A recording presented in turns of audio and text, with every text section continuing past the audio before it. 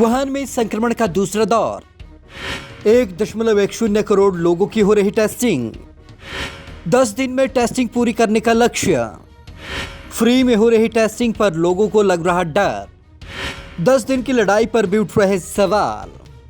चीन के वुहान शहर से जानलेवा कोविड-19 महामारी दुनिया भर में फैली। वहां लॉकडाउन भले ही खत्म हो गया है, लेकिन संक्रमण का दूसरा दौर शुरू हो गया है। इससे पेइचिंग की सरकार के माथे पर चिंता की लकीरें खींच दी हैं और उसने वुहान के सभी 1.1 करोड़ निवासियों का कोरोना टेस्ट बुधवार से शुरू कर दिया। 10 दिन की लड़ाई। स्थानीय प्रशासन ने टेस्टिंग प्रक्रिया को 10 दिन की लड़ाई का नाम दिया है। चीन की योजना महज 10 दिन में सभी टेस्ट पूरे करने की है, इसलिए भारी संख्या में लोगों की जांच केंद्रों तक लाया जा रहा है। सबसे पहले उन लोगों का टेस्ट किया गया जो सबसे ज्यादा जोखिम में है, यानी कि स्वास्थ्य कर्मी। टेस्ट पर उठ रहे सवाल भी। हालांकि इस टेस्ट पर स्थानीय स्तर पर सवाल भी उठाए जा रहे हैं। हेल्थ डेली अखबार के अनुसार 10 दिन में सभी टेस्ट करने के लिए रोज करीब 7.30 लाख टेस्ट करने होंगे, जबकि एक दिन में अधिकतम 1 लाख टेस्ट किए जा सकते हैं। दक्षिण कोरिया भी कर पाया था रोजाना 20,000 टेस्ट।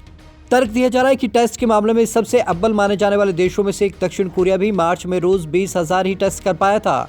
वुहान के डिप्टी मेयर ली क्वियांग के भी पिछले महीने कहा था कि शहर में 53 संस्थानों पर रोज 46,000 टेस्ट किए जा सकते हैं।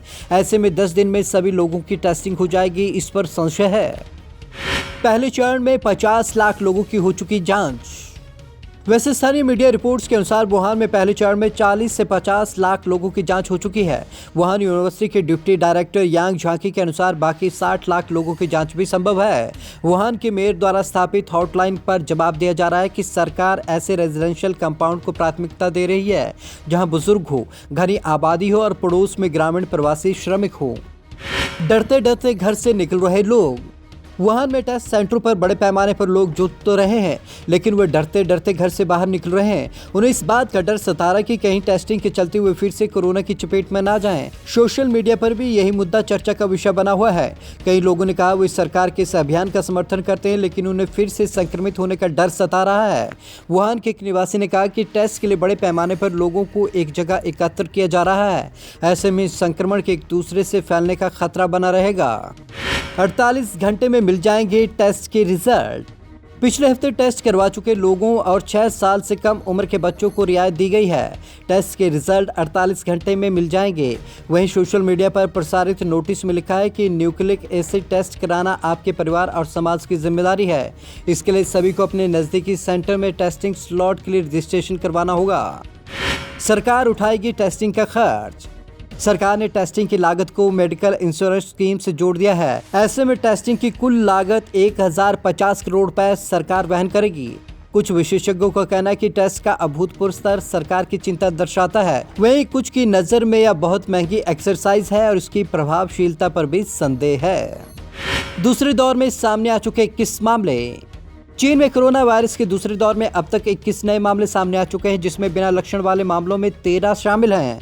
चीन के राष्ट्रीय स्वास्थ्य आयोग ने बताया कि शुक्रवार को सामने आए कोविड-19 के 8 नए पुष्ट मामलों में से 6 ऐसे लोग हैं जो बाहर से आए हुए हैं। सामने आ रहे बिना लक्षण वाले मामले।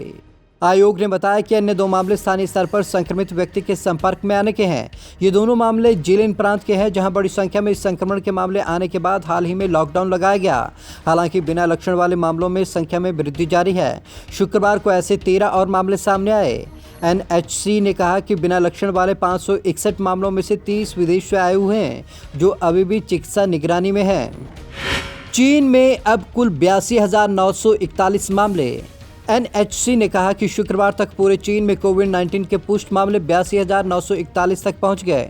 इनमें से हुबेई में अब तक कोविड-19 के कुल 68,134 मामलों की पुष्टि हुई है, जिसमें वुहान में सामने आए 50,339 मामले शामिल हैं। चीन में कोरोना के 89 मरीजों का अब भी इलाज चल रहा है और 78,219 लोग ठीक हो चुके हैं, जबकि कुल 4,633 लोगों की बीमारी से मौत हो चुकी है।